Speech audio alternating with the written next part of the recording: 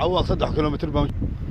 waxaan u sheegayaa ganacsatada meeshaan Mareexaan waxba babuq iyo dhin Yahawiyan la dagaalaya waa wax ku marsiyo jireen meeshaan surra dagaalaya dagaalkaana waa dagaal surra oo ku dhan yahay Mareexaanna ku dhan yahay Mareexaan oo dhan iyo surra بسم الله الرحمن الرحيم السلام عليكم ورحمة الله وبركاته أرتضي السلام يا جل هانتي ملك السود جوتان السود وهذا أصحابي السود وهذا واي هاي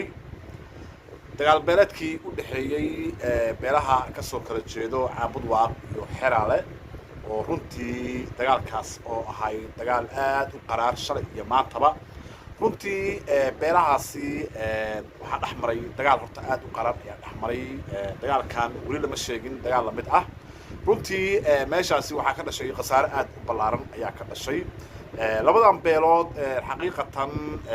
waa laba beelood oo deegaanka galgaduud wada degan maamulka galmudugna ka wada tirsan runtii waxa weeye waxaa nasiib darro ah markaa in yacni maamul goboleedkii ay ka tirsanaayeen oo yacni dagaalada sidaas u qaraar inuu yacni oo eeganayo ama uusan kala dhex galin dadkan shacabka isdilayo dagaalkan waxaan isku adeegsaday runtii gaadiidka tiknikada loo yaqaano dagaalkan dagaal ba'an ayuu ahay dhimashada ilaa iyo hadda waxaa la sheegayaa inay 100 ay ku sii dhowdahay runtii waxa weeye markaa dagaal wuxuu ahay yani bahalnimo ah oo yani dad shacab ah isku geystaan runtii markaa waxaan dhihi lahay markaa waa dad Soomaaliyeed waa dad muslim ah ilaahay ha kala qaboojiya horta leenahay dad baa laakiin isku sii hurinayo beelahan oo yani ka dhax faa'iidayo waxay ka dhax faa'iidaan anigu ma garan karee laakiin si dadkan waa dad Soomaaliyeed waxaan leenahay ilaahay masaxad qeybta yani ha kala dhax dhigo maamul goboleedka galmudugna waxaa waajib ka saaran shacabkan maadaama shacabkiisa uu yahay in ay kala dhex galaan oo ciidamo ay kala dhex geeyaan oo la kala qaado ciidankan labada beelood ee halkaa ku dagaalamayo runtii markaa dagaalkan wuxuu aad uga dhacay meesha la yiraahdo qalanqaale iyo meesha la yiraahdo laandheer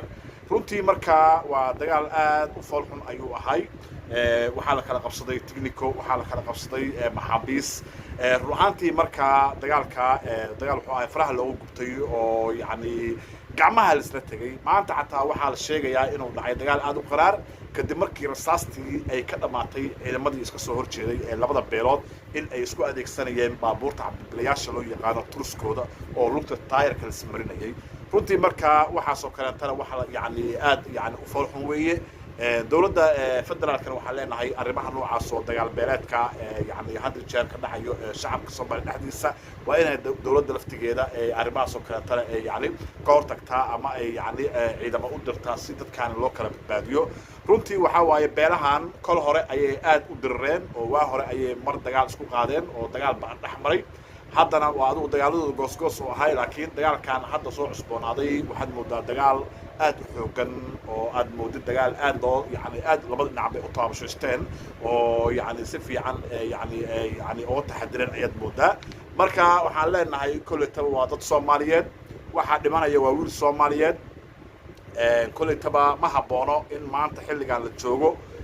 qabiil la isku laayo oo dad deegaan ah oo daris ah oo walaal ah inay saa isku laayaan ay saa isku dilaan koleytaba waa arrin aad u foolxun waxaan dhihi lahay koleytaba odayaasha dhaqanka labada beelood iyo dhammaan odayaasha kaleento reeraha kaleento gobolka galgaduud degan war ha loo istaago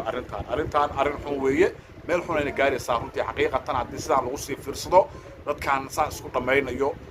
runtii marka waxaan dhihi lahay dhammaan reer galgaduudeed waa inaan u kacdaan sidii yani labadan beelood loo kala badbaadin lahay dagaalkoodana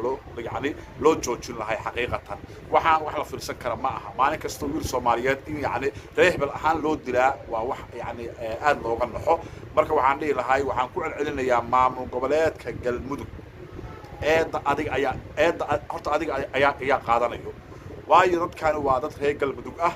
maamulkii meesha ka jirana waa adinka waxaa idinkaga baahan yahay dadkan shacabka inaad kala dhex gashaan oo aad kala joojisaan oo ciidan aad dhex dhigtaan laakiin waa isku fiirsanaynaa dee waa la isku baaba'ayaa beelahan waa beelo colaado hore ay ka dhexeeyeen weeye aanooyin badan ayay kala qabaan haddii marka la isku eegto la kala dhex galin xaqiiqatan waxba ka soo bixi maayaan marka waxaan dhihi lahay maamul goboleedka galmudug arrinkan waa inaad kala dhex gashaan waa inaad ciidan u dirtaan waa inaad odayaal u dirtaan nabadoonno ah oo yacni samawadayaal ah si loo badbaadiyo inta kale ee hadda dhiman ee baaqiga ah wixii dhinto way dhinteen allah u naxariistaan leenahay wixii dhaawacmay waxaan leenahay allah u dhib yareeyo inta dhiman ha laga gaaro oo ujeedaan raggaan waa isku dhuranayaan waa isku yani waa isku ciidan doonteen marka intii dhacday khasaaraha waxaan leenahay allah ka kaafiye wax kale yaa saddex inay ha laga gaaraan leenahay ummadaan wa salaam ya dhamaan salaam alaykum wa rahmatullahi